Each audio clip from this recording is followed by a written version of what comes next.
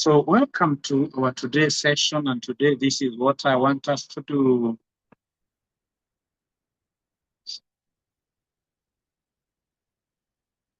So today this is what I want us to do, my good students. Yeah.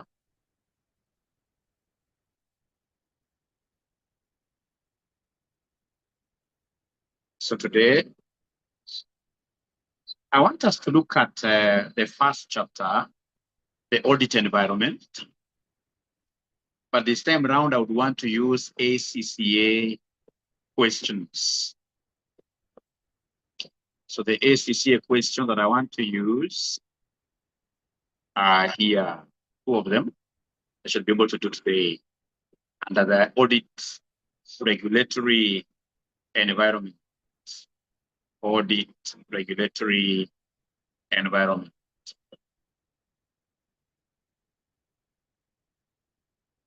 So we shall start with question number one. Question number one. So this question number one, we go back. Question number one, what does it want me to do? Question number one, what do they want me to do?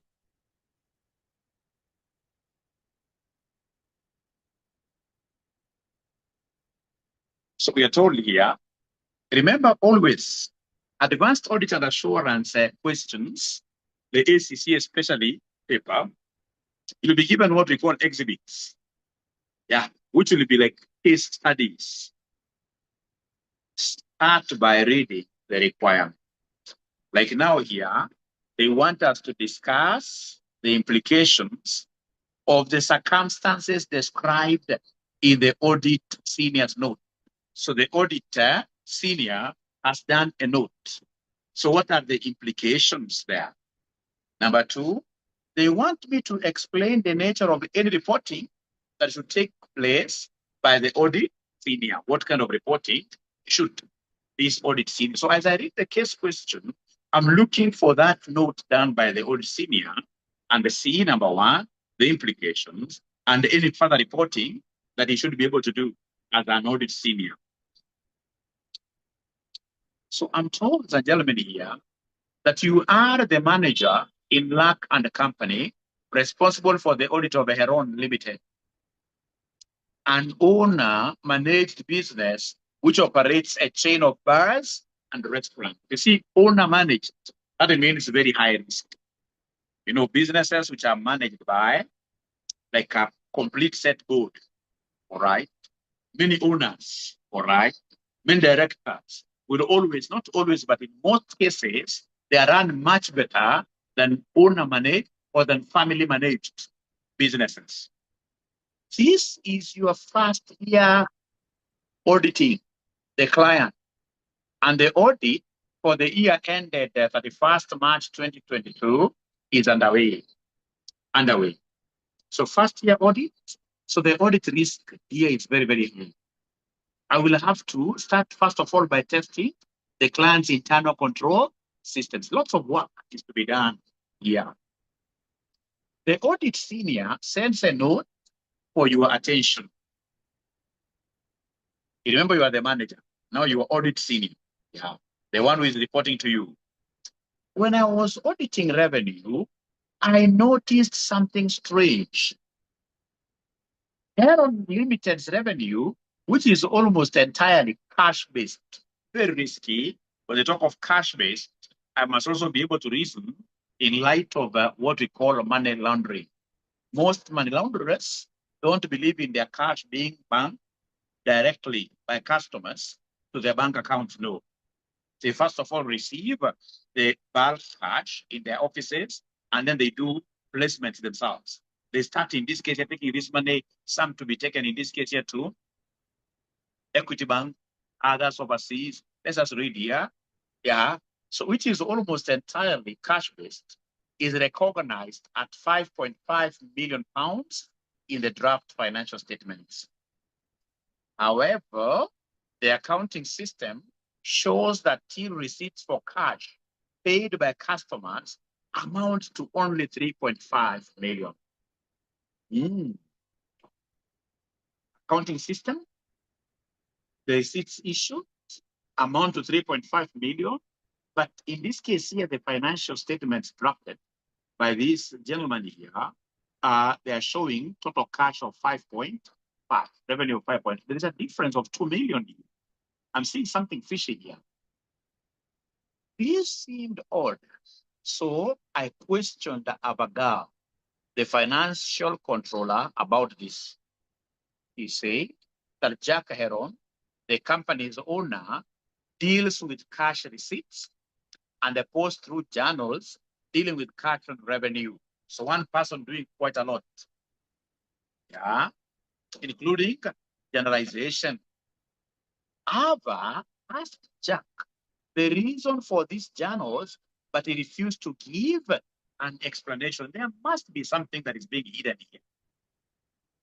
While auditing cash, I noticed a payment of around 2 million made by electronic transfer from the company's bank account to an overseas financial institution. The bank statement showed that the transfer was authorized by Jack Heron, but no other documentation regarding the transfer was available. You don't have an invoice, perhaps in this case here from this international company.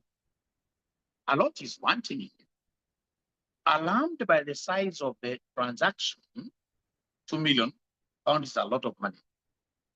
That could be close to 300 million Kenya shillings. And the lack of evidence to support it, I questioned Jack Heron, asking him about the source of cash receipts and the reasons for electronic transfer. He would not give any answers and became quite aggressive. Discuss the implications of the circumstances described in the audit seniors note. So remember, we have in this case here the audit juniors, we have audit seniors, we have what we call audit senior, and then now we talk of audit manager, yeah, and then now we have the partners, the engagement partner up there, right? So the audit senior has done quite some good job. He's been auditing this Heron Limited, yeah, and he has made a note. But there is a controversy here. First of all, these people are receiving cash. That notwithstanding, there is a 2 million that I've been able to see a difference between the cash receipt and what is contained as cash in the financial statements drafted by the owner of the business. All right. And then I can see the difference of 2 million has been electronically wired from the company's bank statement. So here straight away, the very first thing that I will think about is money laundering. Money laundering. Ladies and gentlemen, I've marked this paper AAA for so long. Not many students will be able to get these marks. It may seem a simple question, but trust you me, you will get very few students who will be able to write an answer that will be able to give 6 marks here. Not many, not many. Actually, if I gave you like a few minutes, you try, in this case here, writing, most of us may not be able to give us quite a lot. Would you want to try the question yourselves?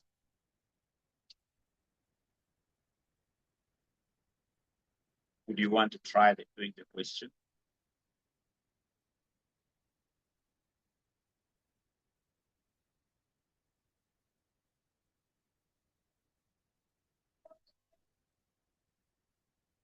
So then these are the kind of answers that I would want to put down. I'm going to put just high level answers.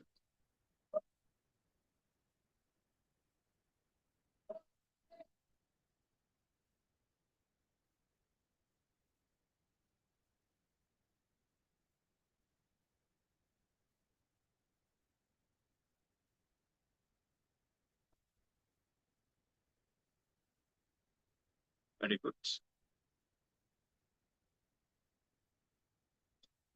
So we have your question number 1. Implications of the circumstances.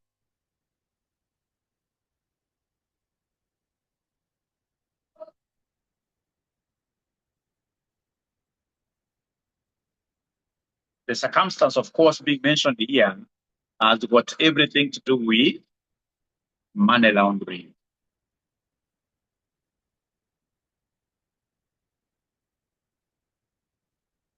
Why do I suspect money laundering, first of all? I'm suspecting money laundering because, number one, this is a cash business. So please remember the book has got answers there at the back. The book has got answers. So I don't want to give you like a whole, no. I just want to give you like a high level answer, and then you'll be able to go back and read those answers. I'll be able to share this book with you. So cash business. So you're told in this case here that Heron Limited receives almost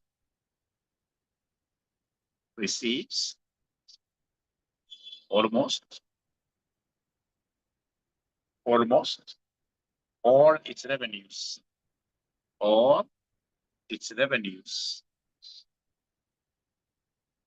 in cash. Very, very important for me to know that. Then we tell the examiner that cash businesses, like in Kenya here, or all over globally, are commonly used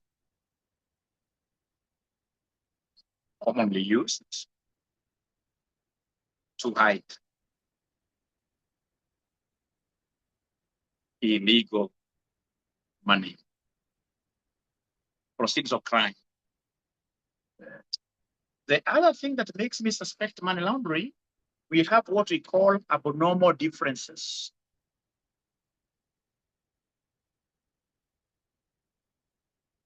Very abnormal. Yeah. So in this case here, these abnormal differences, ladies and gentlemen, drafts accounts,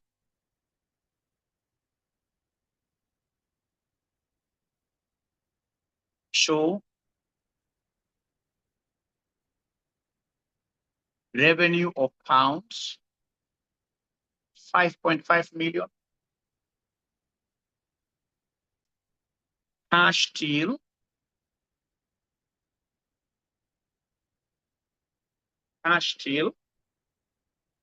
receipts amount to pounds 3.5 million. The unexplained pounds 2 million difference, pounds 2 million, maybe illegal money. Full stop. Maybe illegal money, full stop. The other item, we have a suspicious transfer.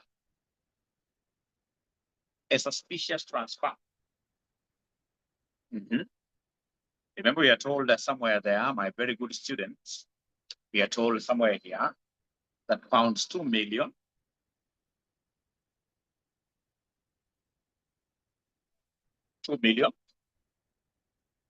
was transferred overseas.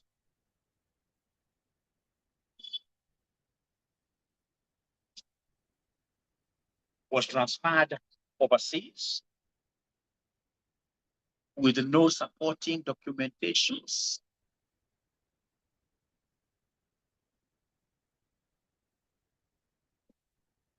So that automatically means that,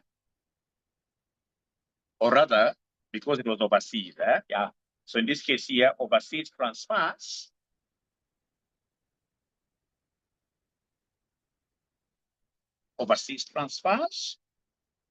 are common in money laundering.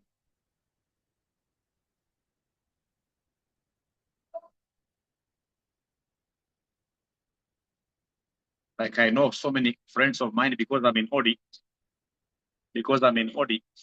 I'm so much privy to some great information of people who are currently opening accounts of their businesses in these tax havens, like Panama, Cayman Islands. And then they keep on, in this case here, wiring their profits to those countries, basically to hide. That's a very, very good example of what we call money laundering. Because also running away from taxation is an illegal activity. Yeah. So it is dirty money you've stolen here from Kenya. You want this money to hit in those foreign bank accounts, and then you go and clean it. You go and wash it. You launder it up there, and then you start spending it. You return it back to the system like that. All right.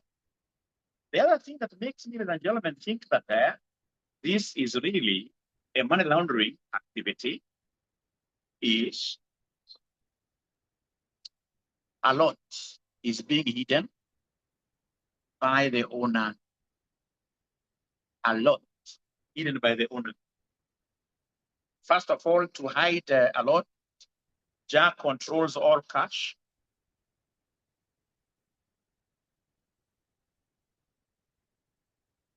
Jack controls all cash. He refused to explain the transactions.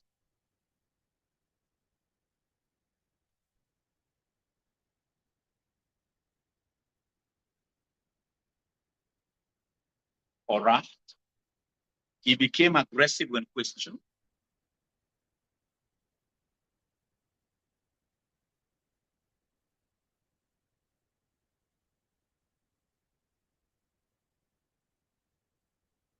He became too aggressive when questioned. Yeah. So I think these ones, once you have them very well, then you are good to go. So tell us there, overally, as a note, that there is a high risk of money laundering. There is a high risk.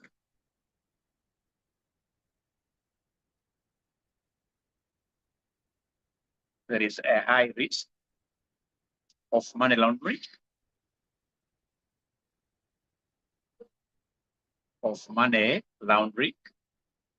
comma, fraud.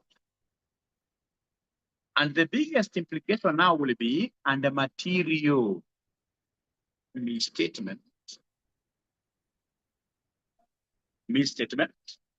in the financial statements.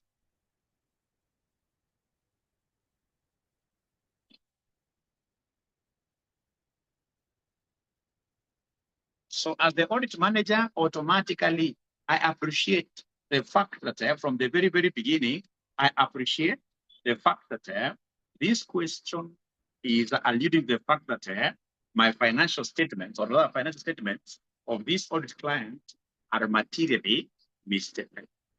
So from the beginning, I know that I'm dealing with a dangerous man, a man most probably who is engaging in money laundering. Look at the students who are doing this advanced audit assurance.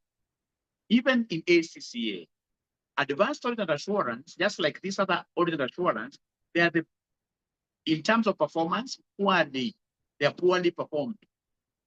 Not because students are stupid, no, because students lack the structure.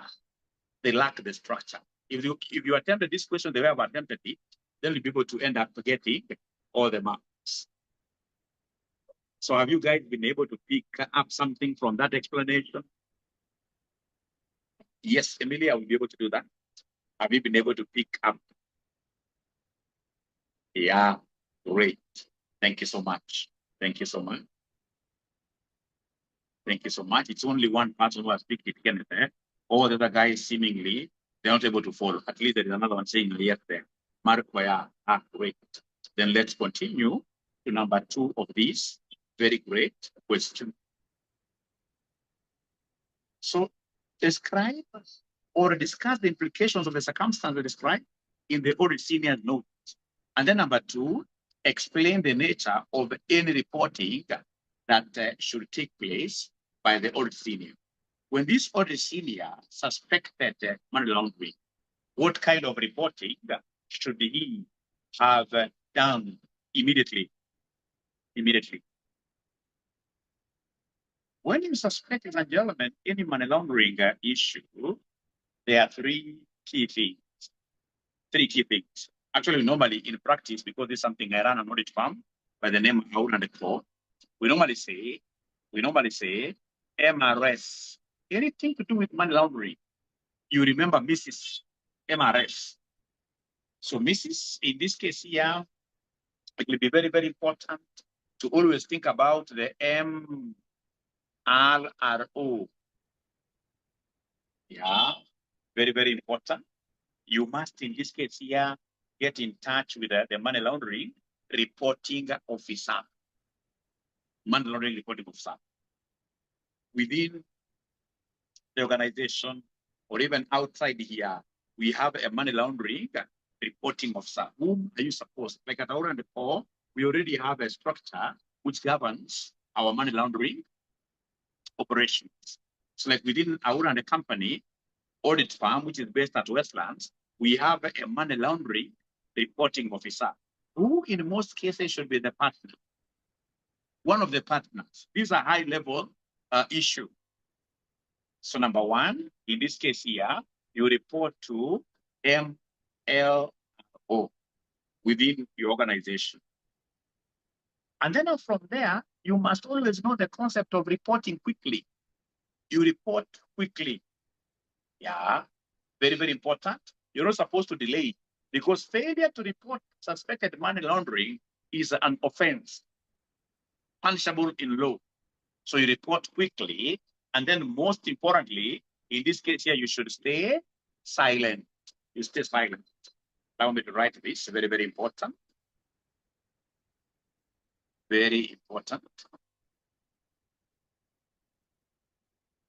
That is Roman 2 of this question. Reporting by audit senior. It's a clear framework. Yeah. So number one, you report to MLRO. Yeah. Report the matter immediately to the firm's money laundering reporting officer. Please write this in full. Money laundering reporting officer.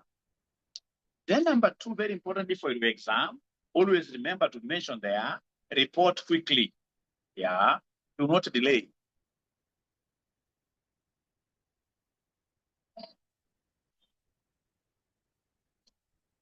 Because failure to report. Failure to report suspected money laundering. Suspected money laundering. Suspected money laundering.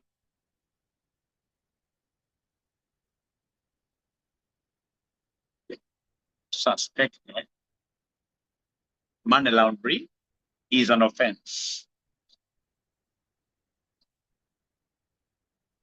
Yeah. And all in this, all in all, the gentlemen in here, you shall always stay silent. Don't inform any staff member at Jack, not even Jack himself. So stay silent. Do not tell Jack Heron that a report has been made.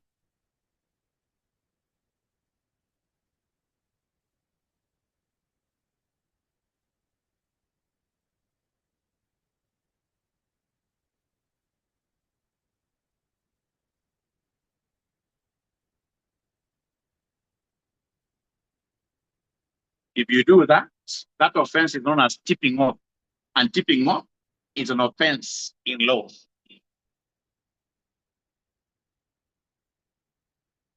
I.e., don't tip off.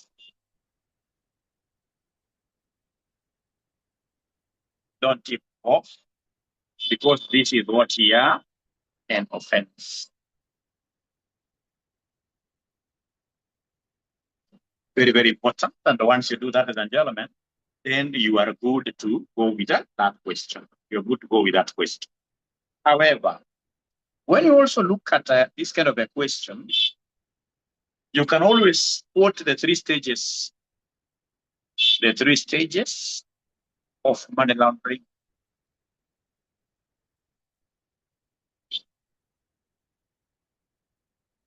Three stages of money laundering.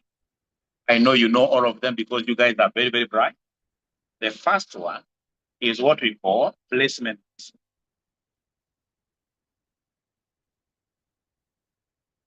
So under placement, that money enters the business.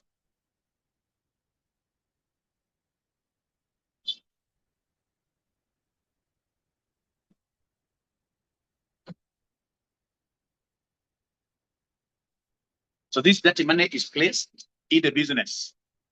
Yeah. So in short, remember here, illegal money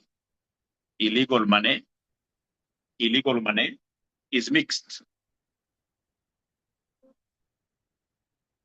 with genuine. This was a restaurant with genuine restaurant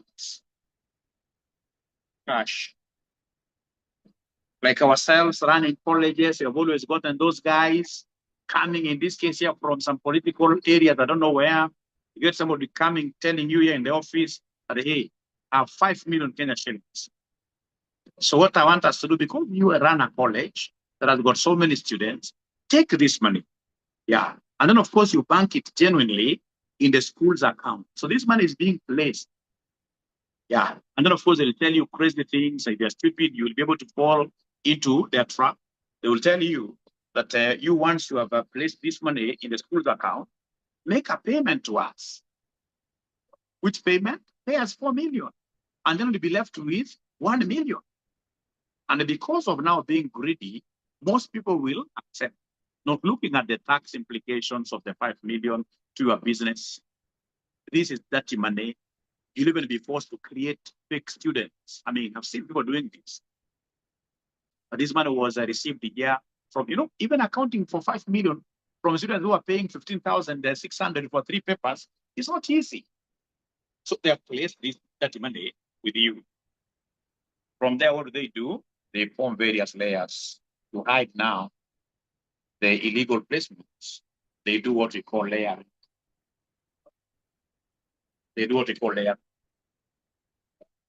So under layering, money is transferred between many bank accounts.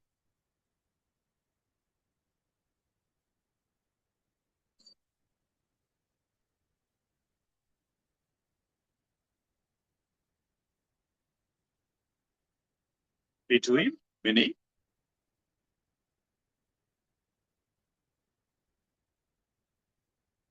bank accounts, often overseas.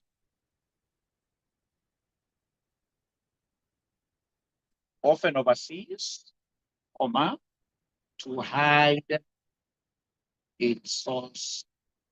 So like now for the case of the college, when you get this 5 million, they cannot allow you to go and bank the whole of it at Stanbic.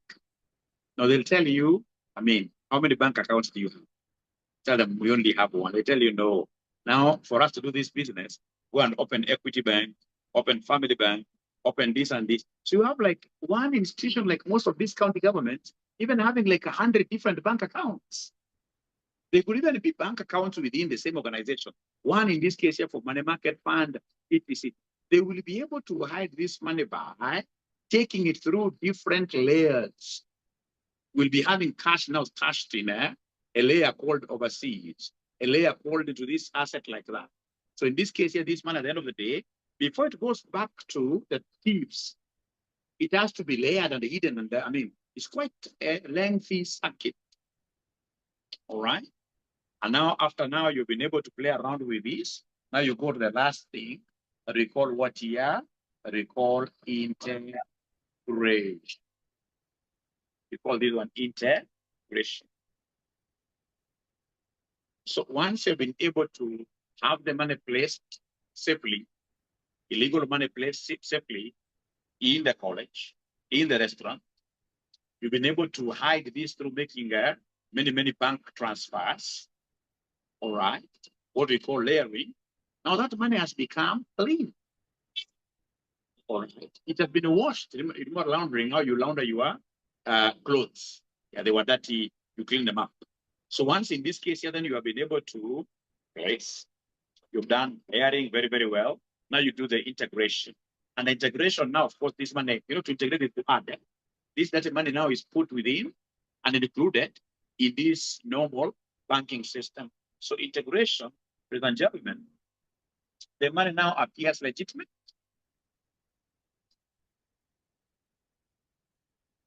The money appears legitimate, and can be used freely. Be used freely, full stop. In this very question, the pounds 2 million, which were added to cash revenues, which were added to cash revenue, this one here, they were doing what we call placement. And then we have, in this case here, an electronic transfer. If I remember very well, this was what here? Overseas. So in this case here, they are doing layering. We'll have some money in Kenya here, another layer of money in America or whatever. And then, of course, if you are the auditor, don't help the government, to discover this money will return back to Kenya here and be used as if the money is genuinely, cleanly acquired. So it shall be integrated. And now that marks the end of what year, the end of that very question. Issues of reporting. And at least I've taken also a few minutes to explain to you what this money laundering really is and the stages. So can I go to something different, my good students? Have you guys now been able to follow? Have you guys been able to follow this? Please give me feedback. Give me feedback. You have that high-level knowledge. High-level knowledge. Thank you so much. If that is the case, then allow Mwalimu to go straight away to part B. Part A is over. Now we go to part B. 1 minute, just 1 minute. Please. So we go to part B now. You as the audit manager, you are also responsible for the audit of Good Limited. And you are currently reviewing the working papers of the audit for the year ended 28 February 2022.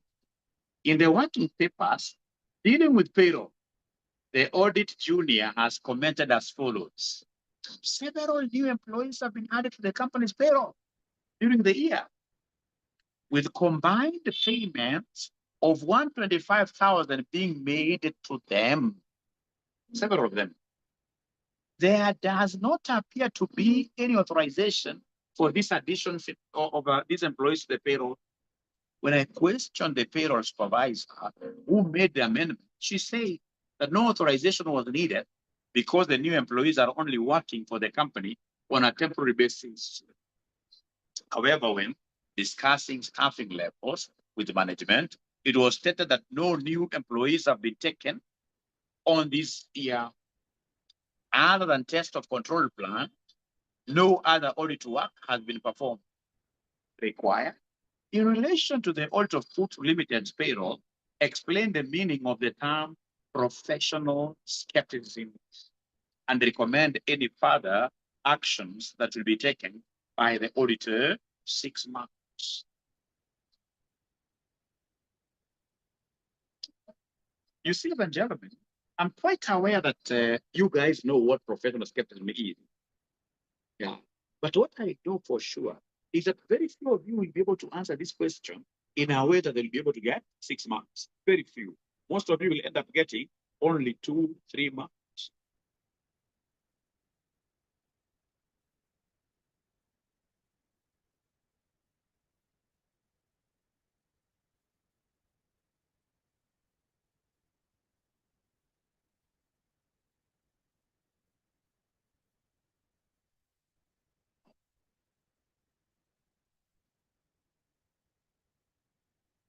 So I'm giving you a few minutes to think through because it's very, very important.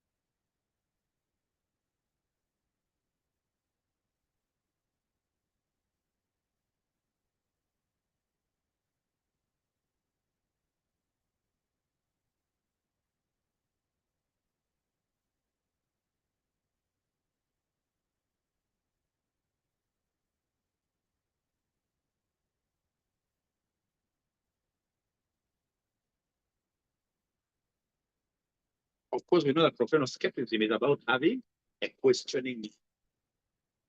But is that enough to give you really 6 months?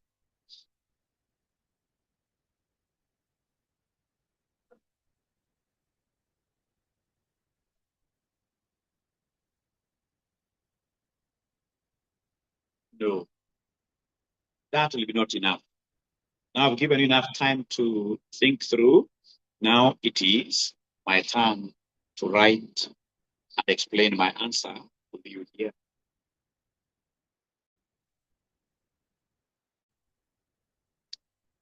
Audit is the best. If there is anything that I normally thank my Lord about, is enabling Mwalimu here to have a licensed audit organization. Yeah, we do quite a lot.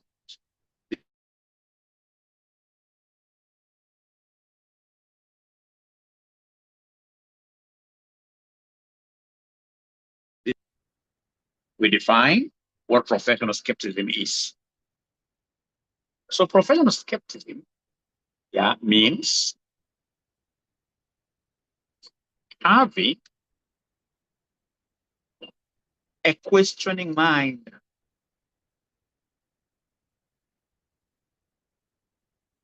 Having a questioning mind.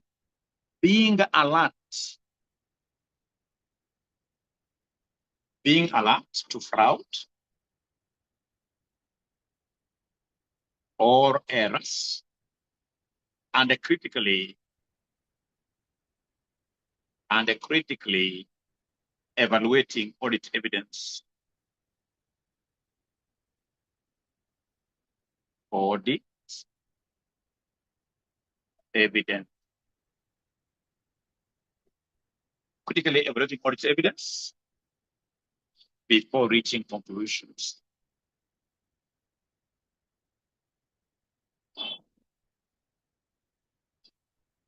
As auditors, we shall never judge a book by its cover. No, we have to dig deep and get to understand everything. When I come and ask you and see from your financial statements, for example, you've charged depreciation of Kenya shillings 10 million. I can't take that figure just like that. It has to be taken with some pinch of salt. We must look for further evidence to support this figure. I must do a lot of inquiries, internally and externally. I start with the person who is giving me this figure, substantiate, justify. Why? I can see your last year's depreciation over there, for example, 30 million. Why has it gone down to 10 million? When you keep on asking like that, when you have that kind of a question in mind, then you are professionally skeptical. And that is why it's not everybody who can become, in this case, an auditor. An auditor is supposed to be somebody who behaves like an FBI or a DCI in Kenya here. Someone tells you something like this, and there are people who are naturally born like that. There are people who are naturally born like that. Like most ladies that I've worked with, most of these ladies are professionally skeptical. They doubt everything they are told. Even at home, if you try to evaluate between the husband and the wife, chances are the wife will be having more questions than the man. You should be alert all the time. You should be alert all the time. Somebody who is not professionally skeptical, these are the people who will be called in this case here by fraudsters. They're calling you and they're telling you that they're calling from Safaricom, and then you fall onto their trap very fast. Of course, all of us can really get ourselves being stolen resources from all of us. But again, we should not be that simple. We shall be alert. We shall critically evaluate any audit evidence that is given to us. All right. Ladies and gentlemen, I will come here and make a few notes here, In terms of professional skepticism, we must always question. That's what you have said up there. Never accept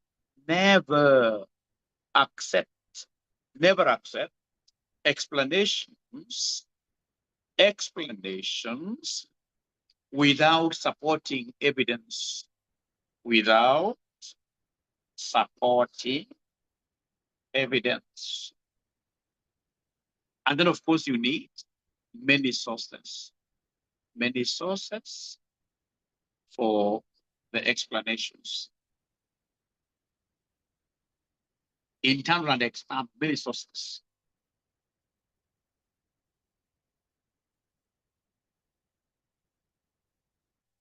Yeah, a very good example. We are told in this case that the payroll supervisor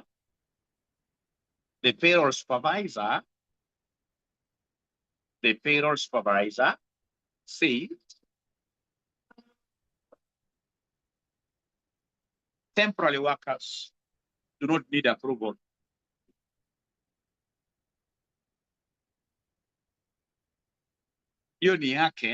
So for us, what we shall do, so you're saying here that the auditor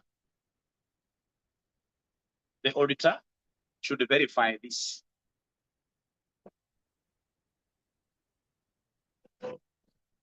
Verify this rather than simply believing it.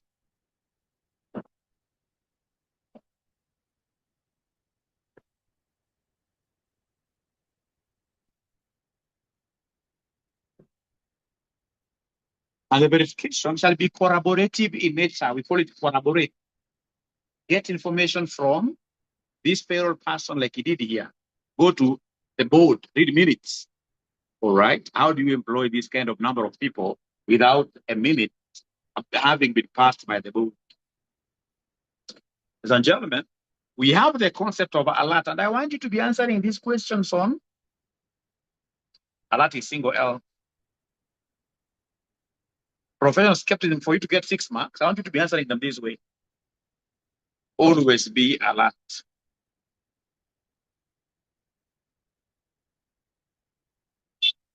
Be alert to fraud,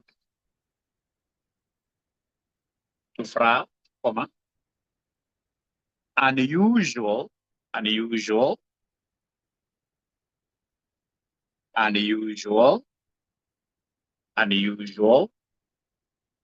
transactions, and unusual transactions. You shall always be alert. Given materiality, this is the person who is getting 200,000 a month. But when he tells you, like, when you see him even getting out of the office, the kind of vehicle he's driving, it's heavy. You shall be very, very alert. All right.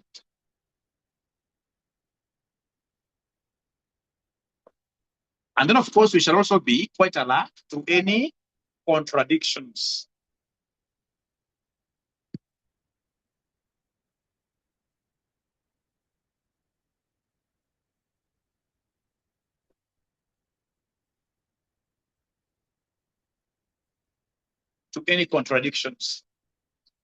For example, here, the management says no employees were hired. That's management. They're saying no new employees were hired. The payroll supervisor says there were new temporary employees who were hired. That's a contradiction. If you know what professional skepticism is, this raises suspicion. For me to be able to gather further sufficient, appropriate audit evidence. Yeah.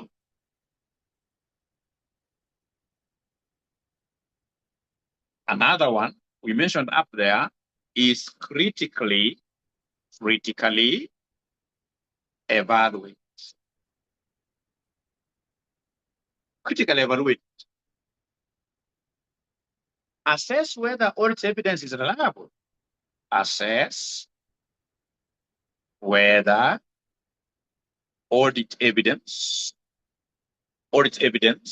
is reliable before relying on it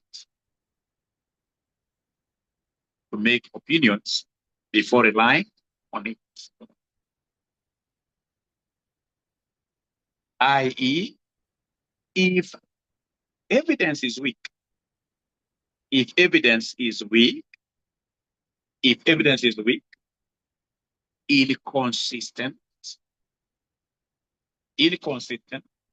or contradictory,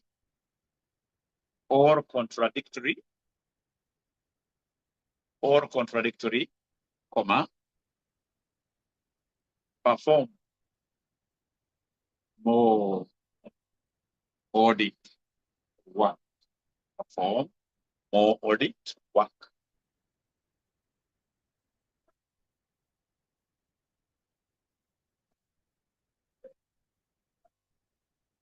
All right. So remember, yeah, they never wanted us. Here, they never wanted us to do the specific audit procedures. No. Yeah, they just wanted us to explain professional what here, skepticism, and I've been able to bring these out in a very, very good way. And with your permission, unless you have a question, please allow Mwalimu to go straight away to the next question. So I'm waiting for your green light by just saying Y for yes. I would want to go to the next question, which will be the last question for today. Which will be the last question for today. Which will be the last question for today.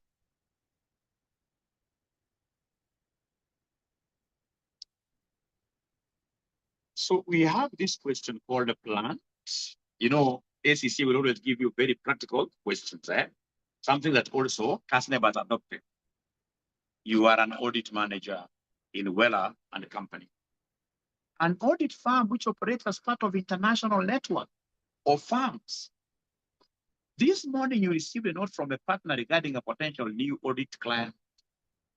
Have been approached by the audit committee of the plant group, which operates in the mobile telecommunication sector. Our firm has been invited to tender for the audit of individual and the group financial statements for the year ending 31st March 2023. And I would like your help in preparing the tender document.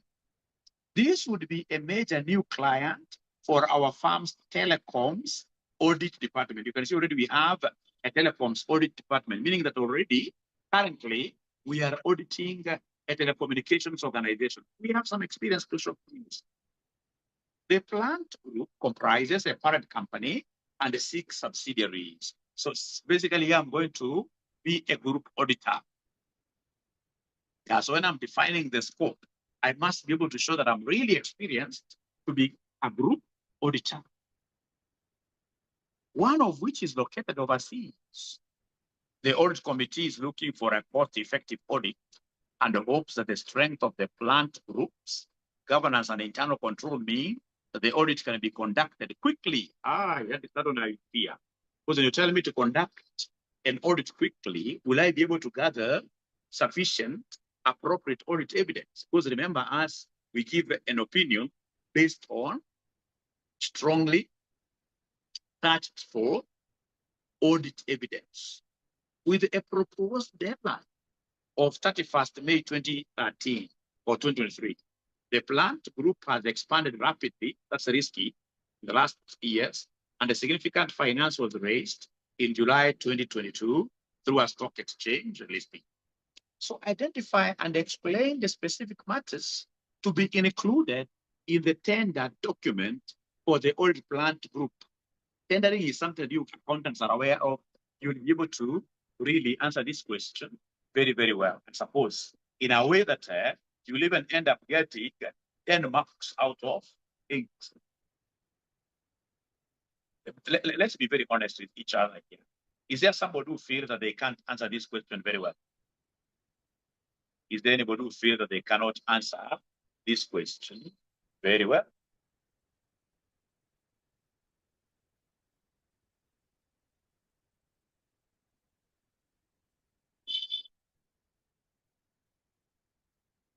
The concept of matters to be included in the tender document. Identify and explain specific matters to be included in the tender document. Let me first of all hear from you.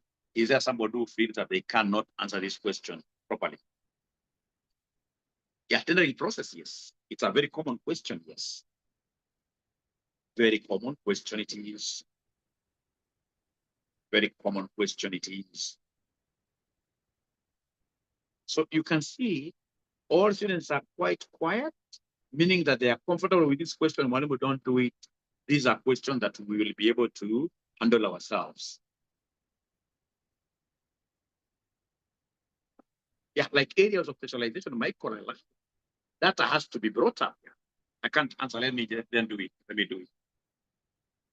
So this is really an easy area that I would expect you to always know, because most of you have seen tender documents. Most of you will be doing this tendering. All right. So remember, we have in this case here, those very, very key areas. You must give us an overview of the audit firm. Why is this important?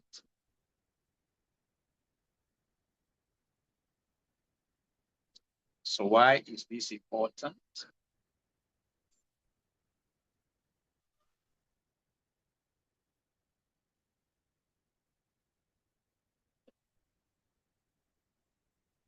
Why is it important?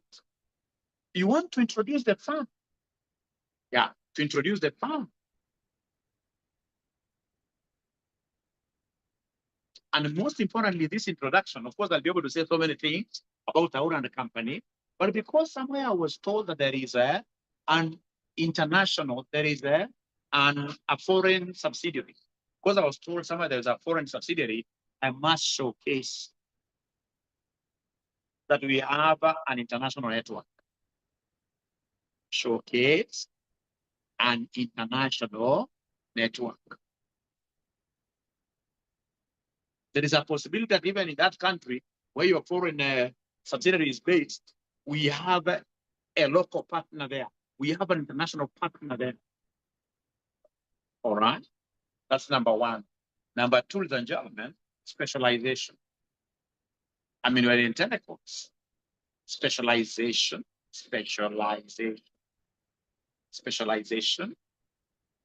Here, I would want you to show the telecommunications, the telecoms industry experience. It's an item that has to be included. It's an item that must be included. Number three, audit scope will be very important for us to define what is expected of us. Should we take this when I'm writing this proposal, when I'm doing this tender, because a tender document is a proposal? Should we get this job?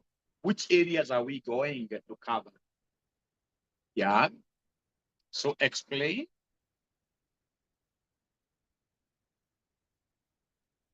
that the audit covers the parent and its subsidiaries. You want a lot of work? So simply say that you want to become a group auditor who will be able to do group accounts, including auditing the subsidiaries. So you're going to become a group auditor who will also be able to handle components. You don't need to be assisted at all. No, I want this money. I want this money. The more, the better. Money is sweet. The more, the better. Then go ahead and tell us something to do with Audit approach. Is it a risk-based? Audit approach. Explain how the audit will be carried out.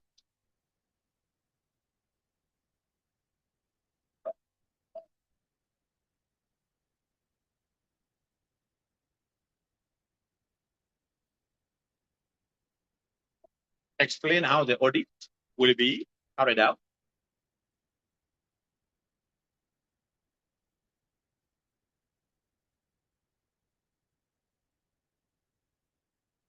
Remember, it's just general. Otherwise, you don't have a lot of information about them. Number 5, the deadline to do the work. Yourself, you don't have to work with what they have told you.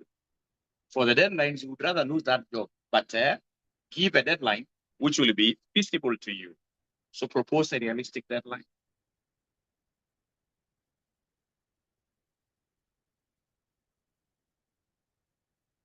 Propose a realistic deadline. Completion date.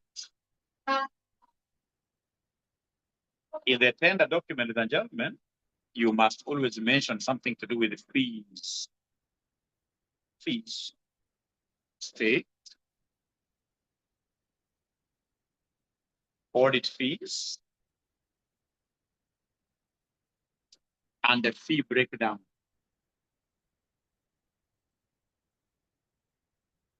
Yeah.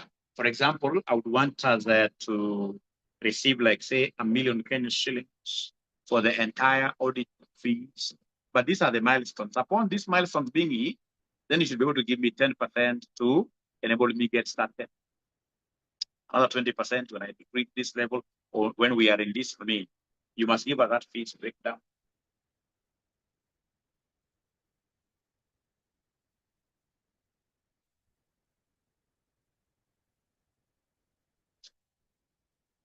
Very important. You can also come here and they give us a note. You know, there are so many things you can talk about. Yeah. You are trying to show your abilities, overseas, expertise.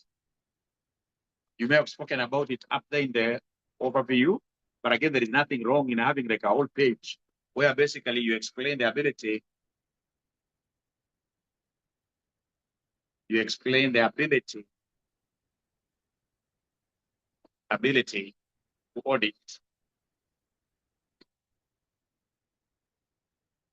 the foreign subsidiary.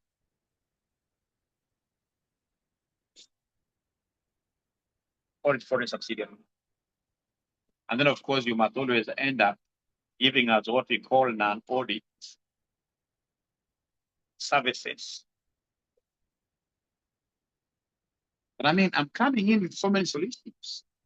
If I'll be required here in this other sector, yeah, in this to offer this other service, this one I can do, this one I cannot do, like that. Mention other services.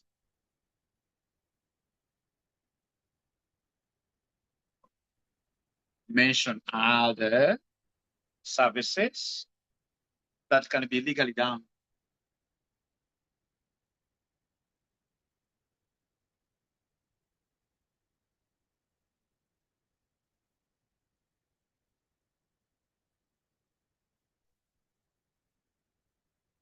So please remember, when you're doing the introduction of your company, this is well under company, I would undercall. So in the overview, I will mention our international expansive network. We are a large audit firm that has got 80 or whatever. My staff are experienced generally. Specialization, show why you are the best choice. Mention the telecom audit department. Mention in this case here the industry experience. Then, of course, experience farm. Audit scope, you'll be able to explain what will be audited. I will audit the parent company, 6 subsidiaries, overseas subsidiaries, group financial statements, the subsidiaries' financial statements. Audit approach, I don't want you to write that. I just want you later on when you listen to this video, you'll be able to click these things. So when I talk of the audit approach, I'm looking at Number one, do I understand your business? I want to show that I really understand your business. All right. That I'll be able to test the internal controls. I'll be able to perform what we call the substantive audit tests, the IAEOU. All right. Or is it, for example, risk-based audit that I'll be able to do? I have to tell you. Remember here in the illustration, they told us that for this company called the plant, that the controls are what here? Strong. In my scope, I will tell them that first, we have to test them before we rely on them. Because remember, it's about professional skepticism. I must keep on doubting everything I'm being told. Deadline. So plans wants a quick audit. I will explain automatically the deadline should be able to allow me get sufficient, appropriate audit evidence. And that quality shall never be sacrificed. Shall be able to propose myself a practical, feasible deadline. So in terms of fees, what have we said? Give us the full audit fee breakdown. And then, of course, you must explain what we call value for money. Expertise overseas. What I'm thinking about is the international offices, overseas audit experience, ability to coordinate group audits. Now, in audit services, I'll be able to mention only services allowed under ethics. Do not promise prohibited services. Now, with your permission, I will go straight away to question 1B. 2B, I mean, question number 2B. But it's my hope that you guys are already getting some concepts here very, very nicely. It's my hope that you're getting some concepts there very, very nicely. This question, but it has also 8 marks. Well, a company is facing competition from other audit firms, and the partners have been considering how a firm's revenue could be increased. A proposal has been made that all audit managers should suggest to their audit clients that, as well as providing the external audit service, well, a company can provide the internal audit service as part of an extended audit service, which is really, really good. I love that, because the moment they give us audit, internal audit, I'll be able to expand my revenue sources. But as I read this, I see 2 risks. As external auditors, as part of testing internal controls, we test how effective internal audit department is. Should we find it to be effective and quote unquote independent?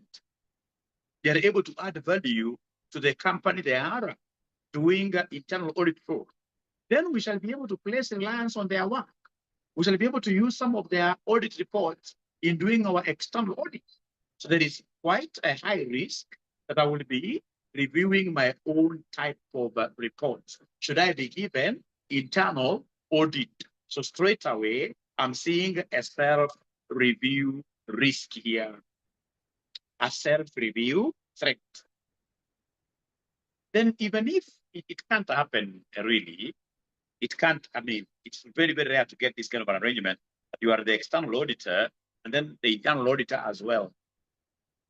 Please listen. When I am given this kind of extended kind of service, there is a very high chance that I will increase my audit fee from this client materially. And I can get, in this case here, from client A, I'm getting maybe 10 million. And then my total audit fees as Aura and the company perhaps is 50 million. So when I take this, because I've now taken more work from this guy, when I take 10 million divided by 50 million, I will be getting 20% from one client, 20% of my fees from one client. This will lead to what we call over-reliance. Over-reliance. As an auditor, you're not supposed to over-rely on one client. Because if you're over-relying on one client for your fees, then the independence that you have will be compromised. You will be singing hallelujah to this guy every time so that it doesn't drop you. Because if it drops you, you're going to lose 20 cents.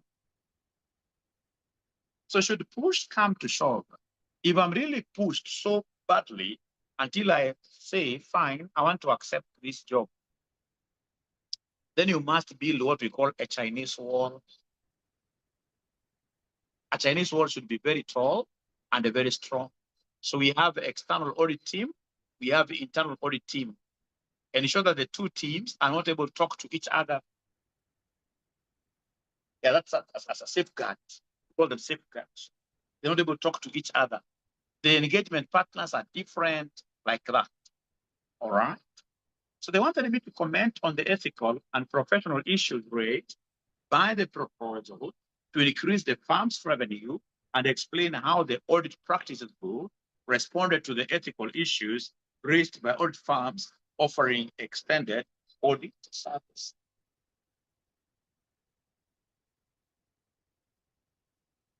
Very easy. This one I'll get on one. I got awards when I was doing my CPA and ACC as well. Yeah. So this one, it doesn't need you to be very, very bright when you're answering all these questions. Actually, very, very bright students fail. Because again, you're not supposed to, as a gentleman here, to read your thing. So, like in this question, I appreciate that the question is testing independence. And there are two major threats. Two major threats. Hope you are taking your notes down. All right. So these threats, number one, we have what we call the self-review threat.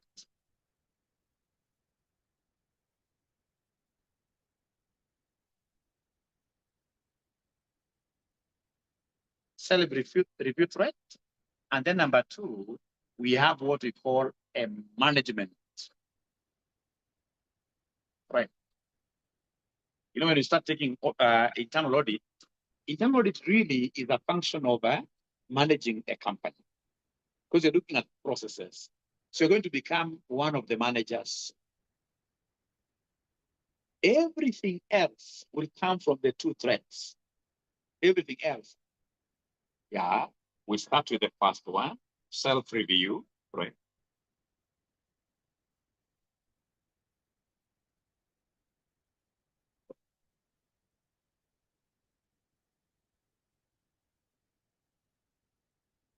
Self-review threat.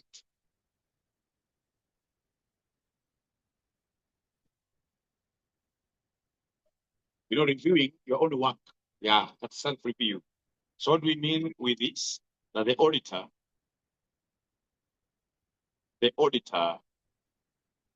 may audit his own work.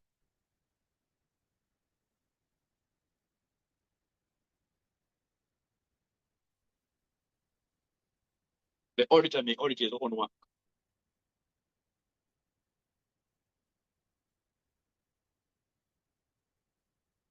I.e., if external auditor,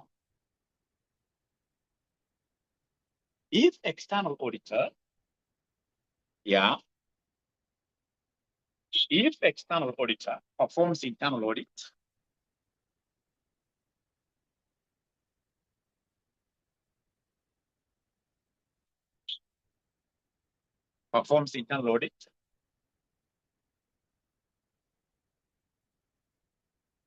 he will rely on the internal audit. Internal audit reports. Internal audit reports, okay. Internal audit reports. Yeah, okay. Internal audit reports during external audit. During external audit. Full stop there. Just give me a minute.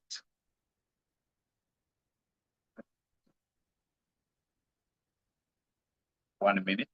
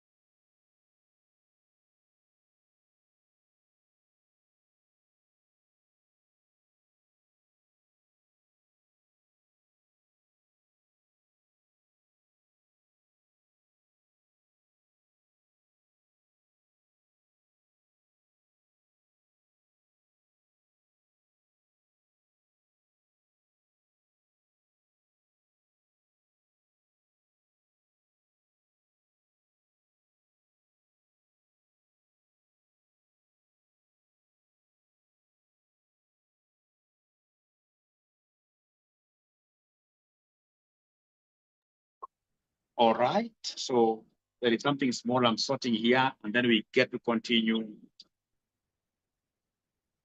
Something small I'm sorting here, and then we get to continue. But overall, remember, at one point, this external auditor will be relying on the reports of who? On the reports of the internal auditor. So if he does internal auditing, and he is the internal auditor, or rather, and he is the external auditor, he'll be reviewing his own work. When he's reviewing his own work, what does that mean? He will drop what we call professional skepticism. Because who will doubt himself? Who will doubt their work? But unless you are another one, you can't doubt your own work. So then chances are, most of the detection risks, the risks that you not be able to detect, any errors or frauds will be very, very high. Whenever you are auditing your own work, you'll not be able to see any errors. You'll not be able to see any errors. Do you have any class at exactly 2 p.m.? Do you guys have any other class at 2 p.m.? Or are you very, very free? You know, I love audit. Audit, I can teach audit like the whole day. Oh, Diana, they have a class. Yeah. All right.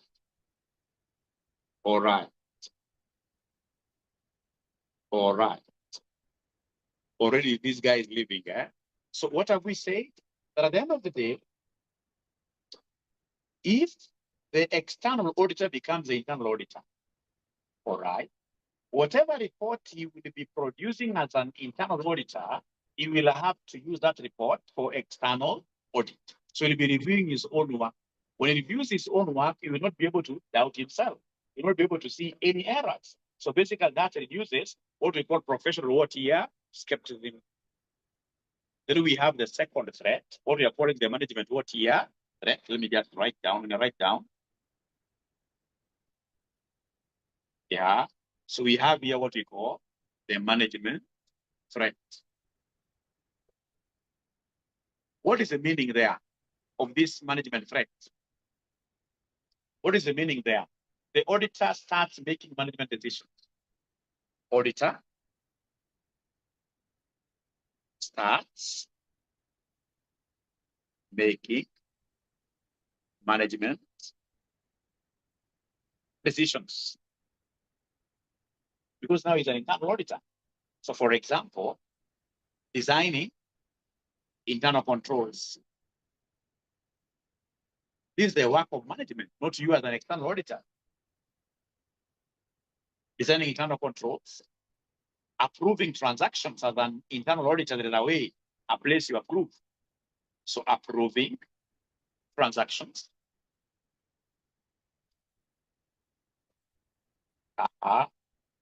running internal audit department,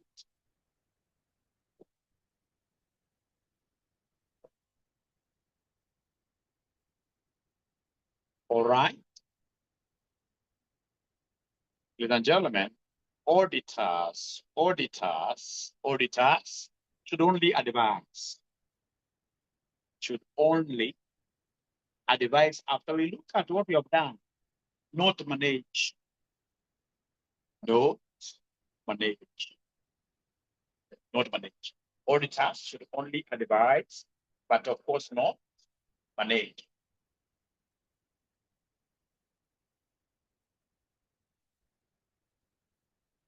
So in case he takes up, in case the external auditor takes up the internal audit role, what safeguards will he put down? The safeguards. Number one, separate teams have separate teams, full stop. i.e. different people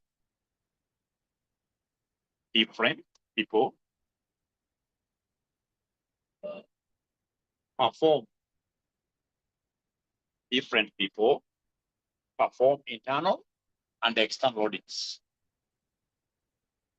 Perform internal and external audits.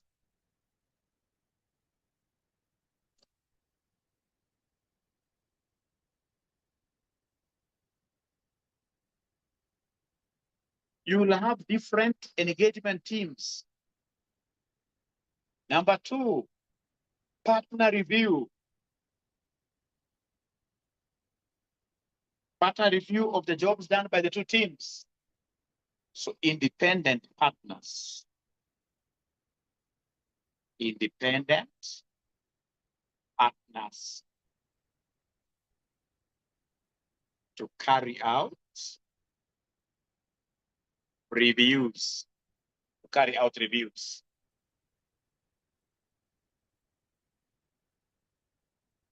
So those are clear safeguards. And ladies and gentlemen, without much ado, I think we have done justice to our today's session. I hope you guys have been able to follow. And I would want us to stop there. Yeah. I hope you have gotten something. You are not going home empty-handed. Thank you so much. Bye-bye. See you again. Yeah. So I'll be able to share this document later. I'll be able to share the document later, not now. Later. We'll share the document.